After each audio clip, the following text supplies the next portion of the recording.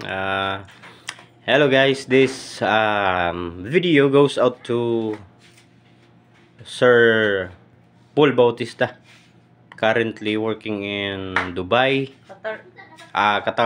Qatar, and his incubator unit will be delivered to Calbiga, Eastern Samar. Okay guys, ito sa likod, nandito sa likod yung power switch niya. Ayan, itong white. Dito yung plug. Then ito tayo sa harap, meron tayong egg turning switch. Taas automatic, sa gitna off, sa baba yung manual. Okay, dito yung ating temperature controller. Meron tayong humidity reader, itong hygrometer na to. Meron tayong switch sa fan. Nilagyan natin ng switch para meron din naman pahinga. Sige, bubuksan ito, saka i-off. Ito meron tayong candling, built-in candler. Ito yung ating candling switch. Ayan. So nandito yung ating temperature controller. Nakaset na yan. Okay, wala nang gagalawin dito. Ayan, set yan sa maximum na 37.7. Kita ba? Ayan, 37.7. Mamamatay yung ilaw at babalik siya minus 0.5, bali 37.2 siya, mag-iilaw uli. Okay, ito yung kukontrol sa init niya. Ito naman yung monitor natin sa humidity. Itong malaking numero dito. Ayan, 70%. Kasalukuyang nasa 70% yung humidity niya. Okay, ngayon dito, pag manual tayo, gamitin natin yung manual pag maglo-loading, unloading. Kasi yung usual na position ng ating swing is nakatagilid yan. Okay. So, ayan. Halimbawa nakatagilid siya. Ganyan. Ayan. Ngayon, kung maglo-load tayo, hindi komportable, kailangan ipantay natin. Gagamitin natin yung manual turning dito. Ayan. Tapos, antayin natin pumantay siya. Tapos, off natin. Ayan. Pantay na. Naka-off na siya. Ayan. Nasa gitna. Ayan. Pwede na tayong mag-load at unload. Ayan. Pwede nating bahagyang hatakin palabas para maabot natin yung dulo. Ganyan. Lagi tayong una dito para hindi tayo mahirapan. Dito tayo lagi uuna. Ayan. Dapat pantay, kaliwa at kanan. Pantay yung bigat. Halimbawa 13, lagay tayo 6-6, yung isang walang pares, bahagyang nasa gitna or nasa gitna talaga. Para banayad yung movement ng ating inclination ng ating motor sa paggalaw. Kasi nga hindi siya mabibigla kasi pantay yung pwersa na i-apply ng ating motor. Dapat pantay yung bigat sa kaliwa at sa kanan. Yun lang. Then yung paglalagay naman ng itlog sa mga first timer lang. Sa magiging tao ni Sir Paul Bautista. So ayan, para sa bossing na mag-ooperate nito, yung itlog ay ilalagay dito. Huwag maglalagay ng lampas sa 7 days na koleksyon. Pwede kang maglagay dito ng lampas 7 days basta galing sa chiller. Pwede kang mag-ipon doon hanggang 20 days. Tapos i-air dry mo muna ng 2 hanggang 4 na oras bago mo ipasok dito. Itong incubator naman, bago lagyan sa loob, dapat pinainit na to ng 2 oras. Nakabukas na, naka-check na lahat, walang naiipit, walang humaharang sa swing. Maayos ang pagkakalagay ng lahat. Na-check na, saka lang tayo magsasalang pagkatapos ng 2 oras na atin itong pinainit na. So ayan, pasok natin yung paglalagay nito, yung may kanto, yung merong ganito na kanto, yun ang papunta dito sa labas. Huwag baliktarin kasi nga kakalang ito doon sa loob pag binaliktad natin, ito talagang may kanto, ito yung nandito sa labas, so papunta sa ating harapan. Okay, yan, balik natin. So ayan,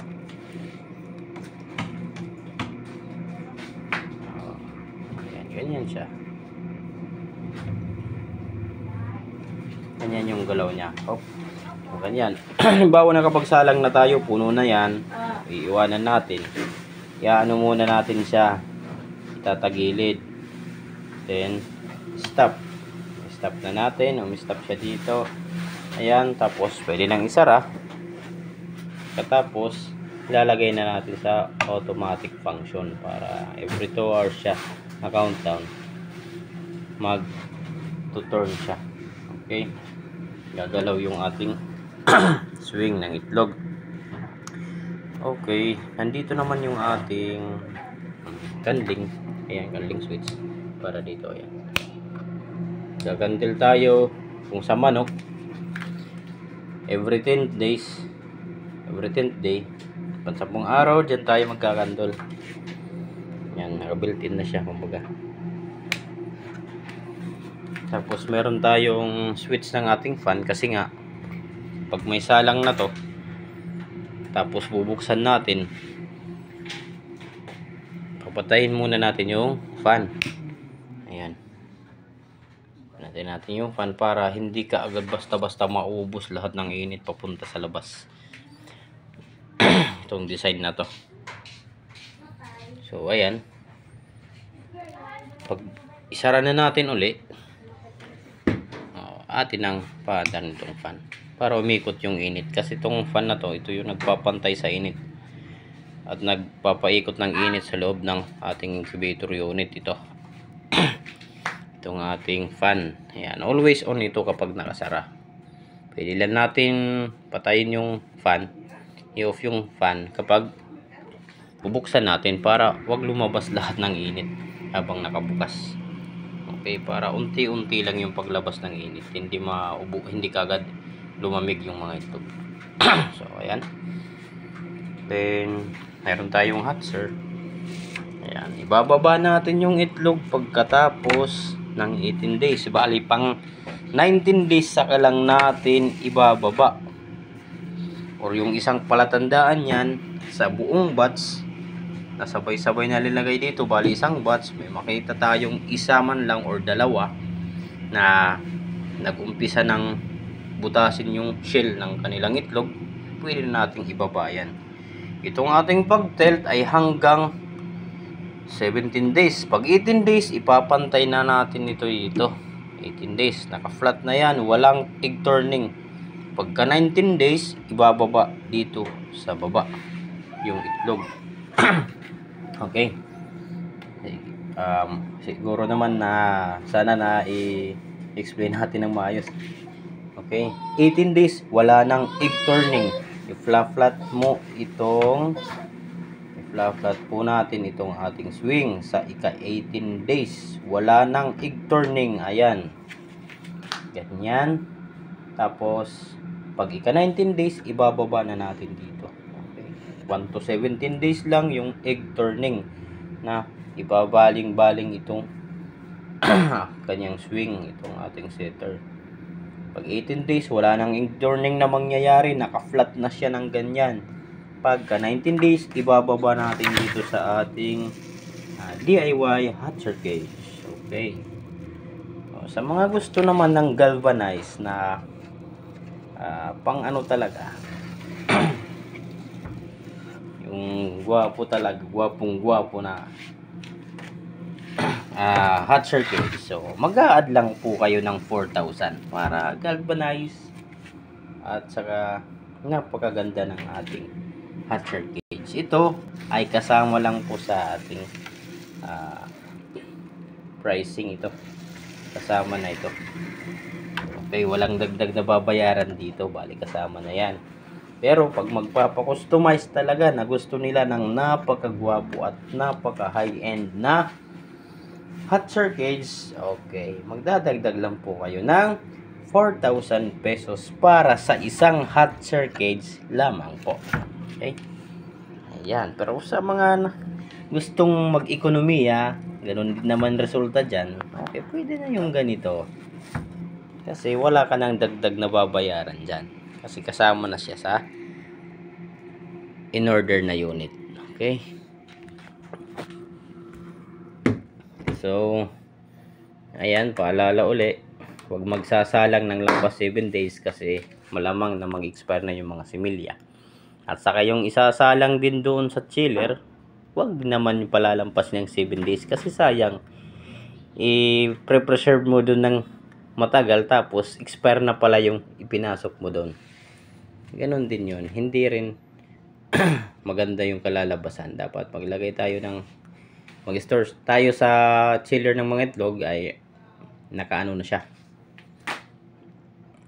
Tama ang kanyang bilang ng kanyang edad, hindi yung lalampas sa 7 days yung ilalagay doon. Ganon din pag diretsahang nilagay dito. Paalala uli, itong unit na to, ang design na ito ay para lang sa isang batch na pagsasalang, hindi pahabol-pahabol. Mahirap makakuha ng magandang resulta pag ganyan kasi nga setter hatcher combo po ito at hindi po ito rekomendado sa mga pahabol na salang. Ito ay isang batch na pagsasalang lamang po kasi sa isang compartment lang ang lahat. Kung gusto po natin ng pahabol ng mga salang, kailangan po natin ng separate hatcher. Ayan, kung may hatcher po kayo na dati nang ginawa o di kaya may dati kayong incubator na luma na pwedeng gamitin hatcher, pwede po yung gamitin. Pwede kayo magpahabol, pero pag wala, dito lang din ninyo ipa-hatch lahat. Dapat isang batch lamang po. At pagkatapos, lilinisan natin ang ating incubator unit. Okay? So, ayan. Ito po ay papunta ngayon sa Calbiga. Samar. Okay. Ito po ay pag-aari ni Sir Paul Bautista. Ayan, Sir Paul Bautista. Shout out sa'yo. Kumusta na lang dyan sa... Asan siya? Qatar. Sa Qatar. Ayan, sa ating mga OFW sa Qatar. Naway nasa mabuti po kayong kalagayan. At God bless po sa inyong lahat. Maraming salamat.